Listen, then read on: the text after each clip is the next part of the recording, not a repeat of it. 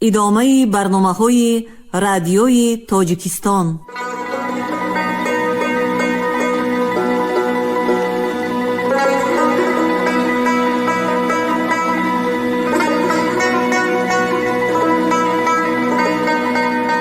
السلام علیکم شنونده های گرامی، با توجه شما گفتاری ادبی از سلسله خوانش بدیعی اثری نویسنده بزرگ تاجیک صدرالدین عینی، یادداشت‌ها در قرائت عبدالرشید خوجامقلوف. قسم 3، گفتار 62.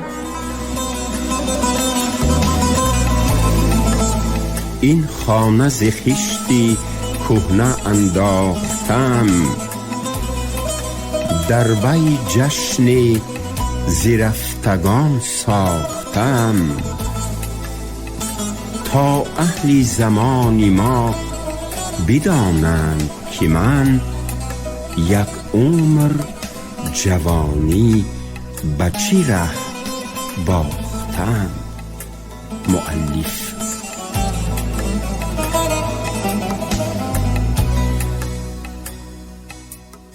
برنا طیار از گذری پانابیان بوده، کسبش گلکاری بود. او یک آدمی 28-30 ساله بوده، قدی بلند، دست و پای درازی پرموشک و بدنی پراپوری سیرگوش داشت.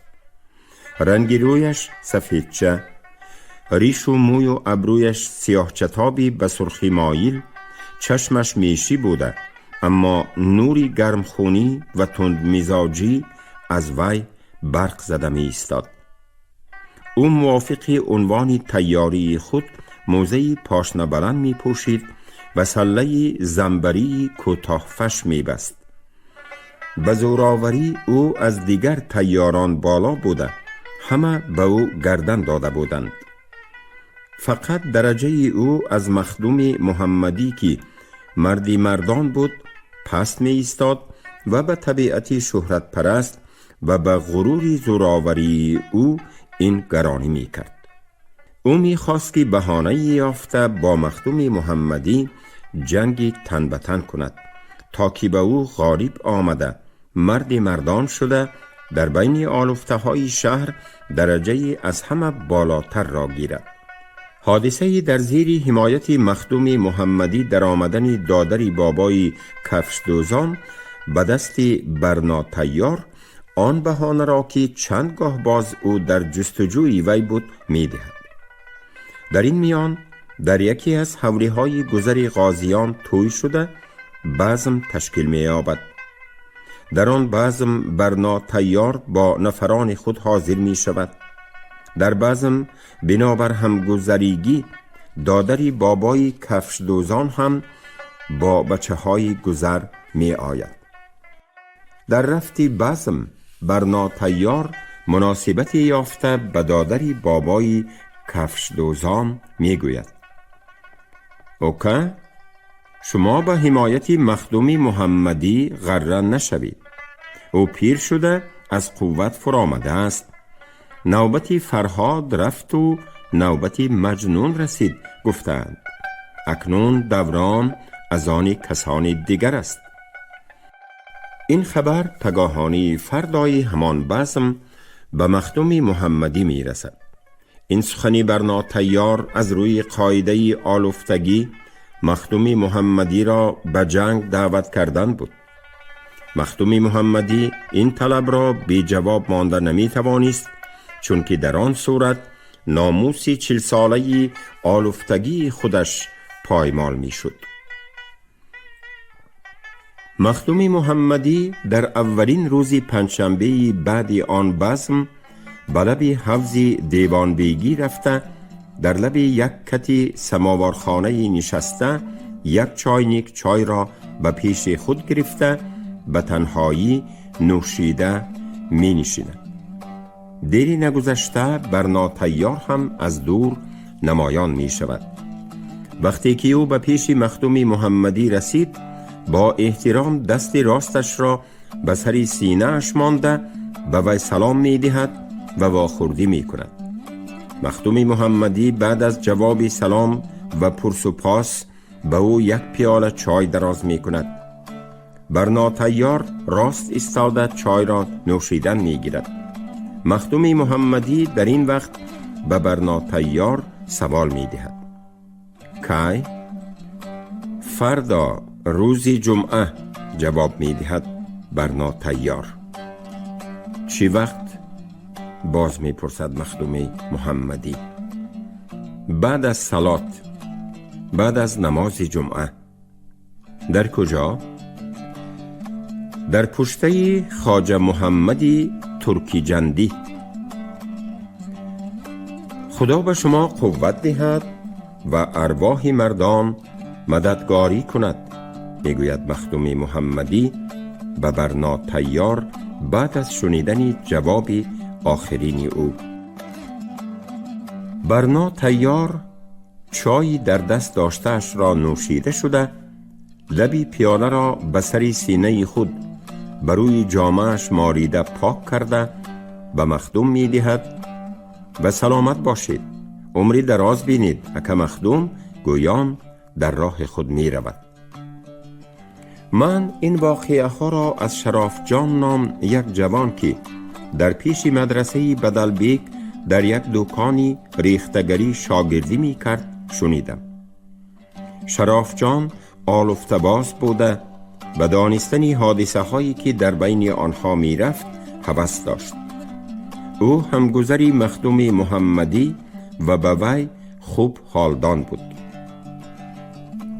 شراف جان هم مانندی کارگران دیگر کارخانه ها هر هفته 6 روز در دکانی ریختگری کار کرده، هر شب بعد از تمامیت کار در همان دکان در بین کوره و سندان می خوابید. گاه من به دکانی ریختگری رفته با وی صحبت می کردم و گاه او در وقتهای بیکاریش بروی صحن برآمده در پهلویم نشسته با من گپ می زد. او که آلوفته‌باز بود موضوع سخنانش را همیشه آلوفته ها تشکیل می کردند و من که کنجکاو و به فهمیدن هر چیز هوسمند بودم سخنان او را با ذوق تمام می شنیدم و در میانه های گپی او سوال ها داده جاهای ناروشن مانده حکایه های او را تاریشش فهمیده می گرفتم. یک روزی پنجشنبه ساعتی 12 شراف جان از کار آزاد شده به خانه خود رفت و آن شب باید در خانه اش می خوابید. لیکن بعد از شام به پیش دکانی در بسته ریختگری پیدا شد و مرا دید که در لب صحن مدرسه نشستم، یک خیز زده و پیشم برآمد و در پهلویم نشسته واقعه آن روز در بین مخدوم محمدی و برنا تیار گذشته را حکایه کرده گفت: فردا بر بالای پشته در بین آنها جنگ می شود. اگر به تماشا هوس داشته باشی همراه می رویم. من قبول کردم. فردای آن روز در وقت نماز جمعه با شراف جان رفته به بالای پشته مذکور برآمدیم. آن پشته مزار بوده در 3 طرف قبری خواجه محمدی ترکی جندی واقع شده بود. در میان جای پشته یک میدانچه نسبتاً چقورتر بود که در وقت باریش آبی برف و باران مزار در آنجا جمع می شد. جای جنگ آلوفته ها هم همان میدانچه چقور بوده است. ما هر دو در گوشه بلندی که میدانچه از آن به خوبی دیده می شد نشستیم. هنوز در آنجا کسی نبود. بعد از چند دقیقه مخدوم محمدی پیدا شد و به همگذری خود شراف جان سلام داده از پیش ما گذشته به میدانچه فرو آمد و در یک گوشه آن سری 2 پا نشست. بعد از آن یک دو تماشابینان هم که آن واقعه را شنیده بودند آمدن گرفتند و تماشابینان کم کم دورادوری میدانچه را از بلندی احاطه نمودند. از همه آخرتر از طرف شرقی پشتکی گذری پانابیان هم در همان طرف بود، برنا تیار نمایان شد. او آمده به میدانچه فرآمد و راست پیشی مخدوم محمدی رفت. مخدوم هم از جایش خیست، هر دو با هم سلام و علیک واخوردی و پرس و پاس کردند. بعد از آن جامه های خود را کشیده به یک سو ماندند و سلاح‌هاشان را از سر گرفته بر بالای جامه هاشان گذاشتند. بعد از آن هر دو به میان جای میدانچه رفته دستهاشان را پیش گرفته رو به روی هم ایستادند. برنا تیار در رو به روی مخدوم مانندی سفیداری می نمود که در پیشی درختی بید ایستاده باشد. وی به مخدوم: اکا مخدوم سر کنید گفت. نه از شما گفت مخدوم. از شما سر شود شما کلانی ما می باشید گفت برنا تیار. نه گفت باز مخدوم. شما طلب کرده اید، طلبگار اول سر می کند. قاعده مردان همین است. برنا تیار به هجوم تیار شد. او دستی راستش را تمام یازانده و پس برده کشیده و کشاده به گوشخانه مخدوم یک تارسکی زد. اما مخدوم به مانندی کنده درختی که به وی با پاشنه کفش زده باشند هیچ نجنبید و رویش هم لرزش نخورد. بعد از آن برنا تیار دست پیش گرفته: خوب اکا مخدوم حقتان را گیرید گفت. نه تیار گفت مخدوم. الف ب تا سی گفتند. باید شما 3 بار هنری خود را نشان دهید.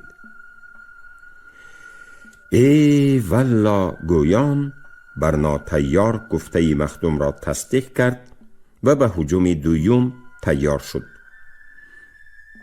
این دفعه هم مخدوم نجنبید. در هجوم سیوم برنا تیار بلینگ زنی تیاری دید.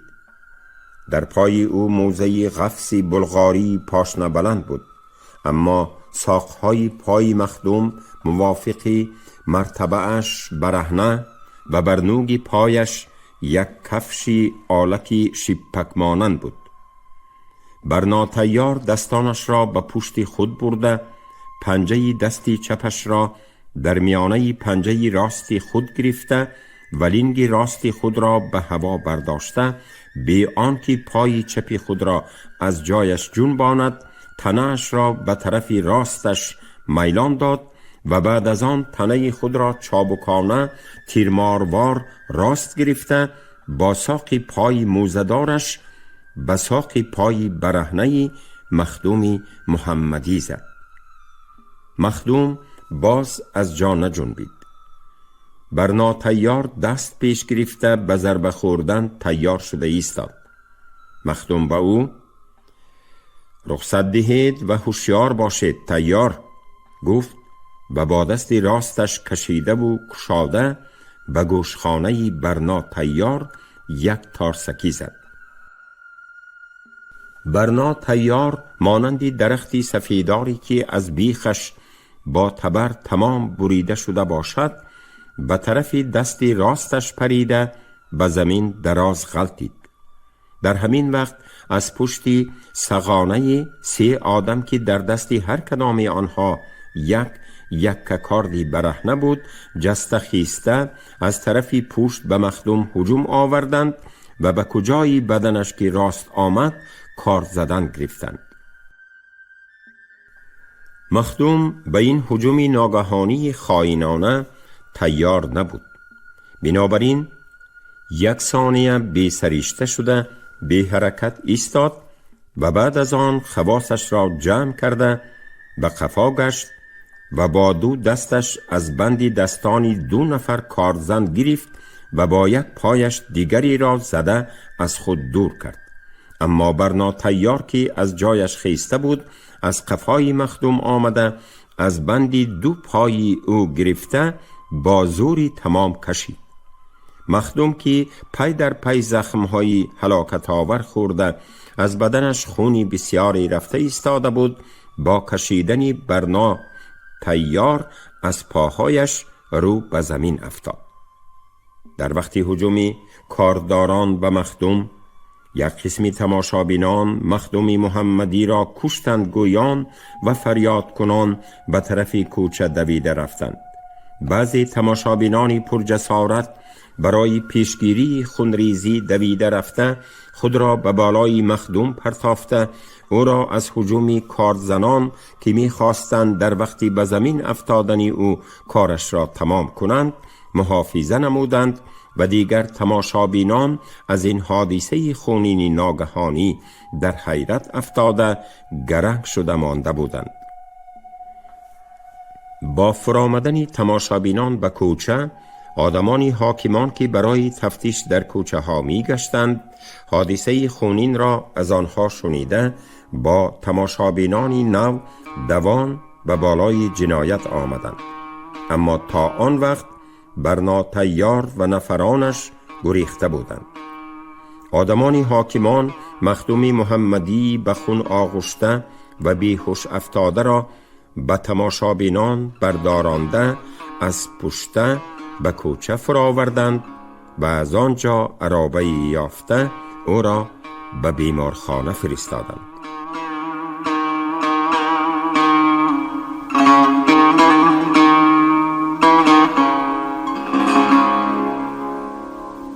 بعد از یک هفته این حادثه شنیدم که برنا طیار دستگیر گردیده به بدرغگی حکم شده است و در زیر شکنجه هم باشد که ها بودنی رفیقان جنایت خود را نگفته است. مخدوم محمدی باشد بعد از 40 روز در بیمارخانه خوابیدن جراحت‌های بدنش به هم آمده برآمد، اما او تماما تندرست شده نرفت و بعد از 2 ماهی از بیمارخانه برآمدنش در خانه خود خون پرتافته مرد. شراف جان خبری مرده او را به من رسانده خود از کارخانه‌اش جواب گرفته برای جنازه رفت. دل من به سببی با یک فاجعه مردنی آن مردان بسیار سوخت و برای تعزیه به خانه‌اش رفتم.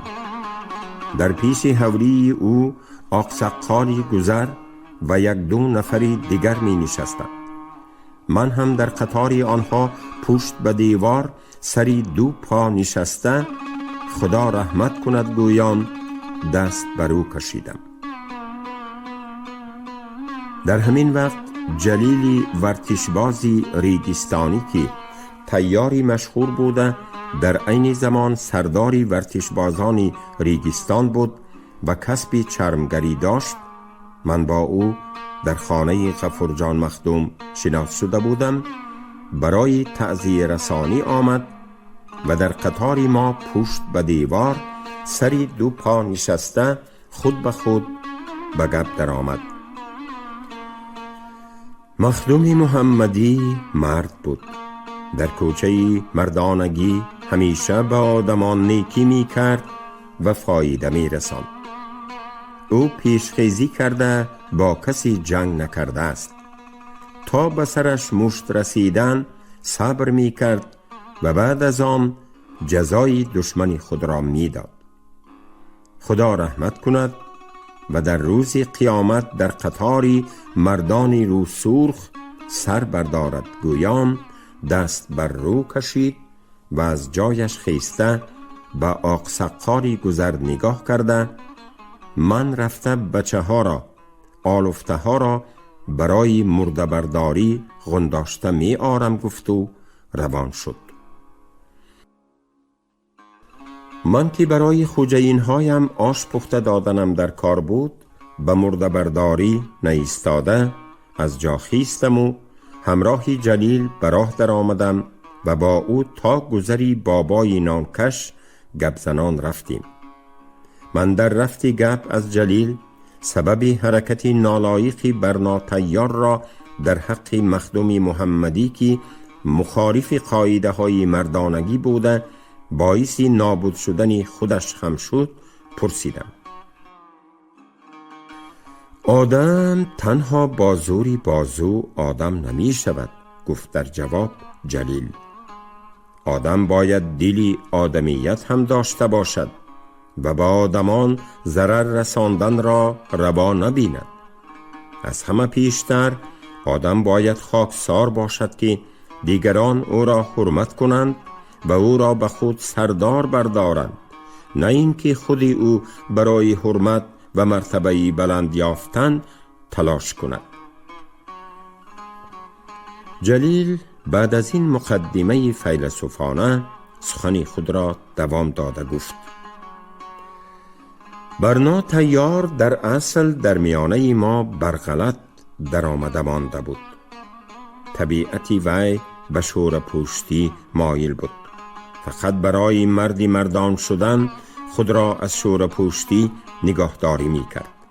وقتی که او به این مقصد خود به زودی نرسید، یک قماربازی کرد. در این بازی او یا می برد یا بای می داد. اگر بای می داد، البته از میانه مردان برآمده می رفت. در آن وقت بی آبرو شدنش یک درد باشد، زنده گشتنی حریفش مخدوم برای او دردی باز هم سخت‌تر بود. بنابراین او اگر من نابود شوم، حریفم هم نیست شود گفته، دو سه شور پوشت را که نیست شدنی مخدوم را از خدا می خواستند، نامردانه به خود همراه گرفته این کار را کرده است. بعد از وفات مخدوم محمدی به جای وی مردان انتخاب کرده نشد. در میان آلفته ها اختلاف افتاد. ریگستانی ها جلیلی ورتشباز را پیشنهاد کردند. چارسوگی ها به او مقابل برآمده اولیا قولی دروازه صلاح خانگی را پیشنهادند. از بس که در بین این دو نامزد در ورتشبازی ضدیت بود، طرفدارانش هم به یکدیگر سخت مقابلیت کردند. از میانه بی‌طرفان قزاق خواجه جوباری را پیشنهاد کردند. به این نامزد اکثریت آلفته های دو طرف هم مقابل برآمدند. وی خواجه زاده و کلان گیر است، به ما سرداری کردن نمی تواند گفتند. بنابراین مردان انتخاب کنی تا از میانه طیاران رسیده برآمدن یک آدمی مقبولی عامه موقوف گذاشته شد. پیشتر عموماً آلفته های بخارا شراب نوشی نمی کردند و اگر در شب نشینی های مخصوص بعضن شرابی دستی مثلث نوشند هم نوشانوش را به درجه مستی نمی رساندند. وقتی که در بخارای امیری دکانهای شراب فروشی کشاده شده عرق بسیار شد، کم کم آلفته ها به مستی گرفتار گردیدند. صافیت و مردانگی اولیشان نماند و بیشترین آنها شورپوش شدند. بعضی ها صافیت خود را نگاه داشته باشند هم کارنامه های آنها کارنامه های شخصی شده ترتیب گرفتن درجه های نیم تیاری و مردانی برهم خورد. بعضی کارنامه های این یک کتازان در قسم های آینده یادداشت ها ذکر خواهد شد.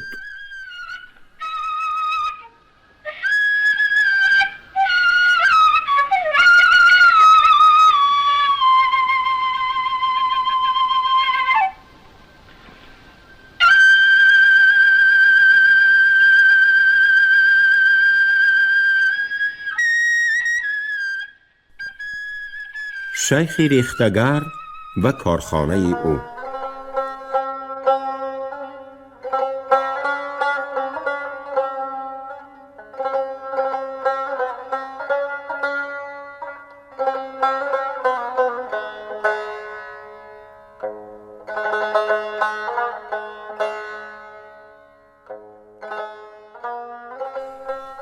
مدرسه بدلبیک در یک بلندی واقع شده بود که این بلندی در پشت آن مدرسه در طرف شرقیش تا یک گذر و در پهلوی شمالیش تا یک گذر دوام می کرد.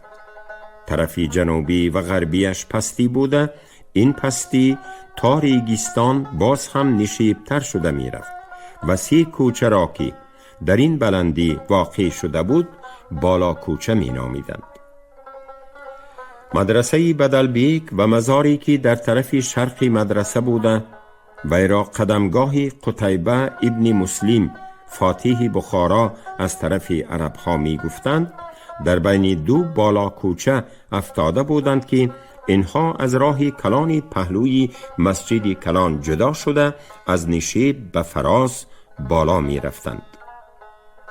در سری بالا کوچه پشت مدرسه حولی بود که دروازهش از بالا کوچه بوده، پشتش به مزار قتیبه می پیوست. صاحب این حولی بابا خواجه نام داشته، کسب اساسیش ریختگری و کسب علاوگیش شیخی بود. بنابراین او را شیخ ریختگر می گفتند. شیخ ریختگر در زمان جوانیش در حولی خود دکانچه ساخته ریختگری می کرده است و در عین زمان خود را جاروبکشی مزار قتیبه نامیده از زیارت کنندگان آن مزار نظر و نیاز هم می ستانده است.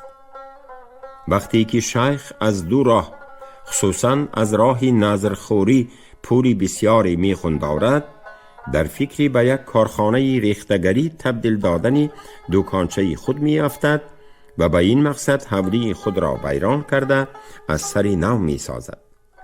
در تعمیر دوم زمین حولیش را برابری زمین راهی کلان ریگستان چقور کافته، اطرافش را با خشت پخته دیوار می کشد و در میانه های این خانه وسیع زیر زمینی ستونهای غفصی چوبی گجومی گذاشته بالایش را می پوشاند و آن خانه زیرین را برای کارخانه تخصیص می کند. بالای این خانه زیر زمینی را 2 تقسیم کرده، نیمه وی را حولی درونی خود و نیمه دیگرش را چله خانه و جای عبادت خود قرار می دهد. شیخ ریختگرانی بی دکان و دستگاه را به دامش کشیده کارخانه خود را رواج می دهد. کم کم ریختگرانی یک دست که در راه ریگستان دکانچه‌ای داشته کار کرده محصول خود را می فروختند، با شیخ سیر دستمایه رقابت کرده نتوانسته، آنها هم به کارکنان شیخ تبدیل یافته به او با ترتیب کاربی کار می کردگی شدند. در وقتهایی که من در مدرسه بدلبیک بودم، در پهلوی مسجد کلان و در کناری راه 4 دکانی ریختگری بود که در هر کدام آنها یک استا و چند شاگرد کار کرده محصولاتشان را به طرز کاربی به شیخ می سپاریدند. این استاها نه تنها محصولات مالیشان را به شیخ می دادند، بلکه به بالای این مجبور بودند که شاگردان استا شده به وایه رسیدهشان را هم به شیخ سپارند که با اینها کارخانه وی باز هم رونق گیرد. دوستی من شراف جان هم هنر آموخته به درجه استایی رسیده بود که به کارخانه شیخ کوچید و من هم برای دیدن و با او صحبت کردن به آن کارخانه رفته می آمدگی شدم.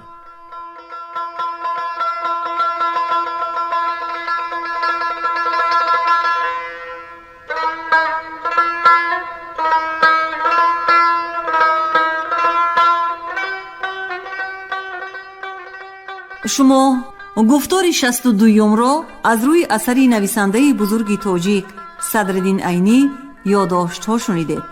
راوی عبدالرشید خوجمقلوف، کارگردان شیرعلی نغزلی. پایان گفتار ادبی از سلسله خوانش بدیعی.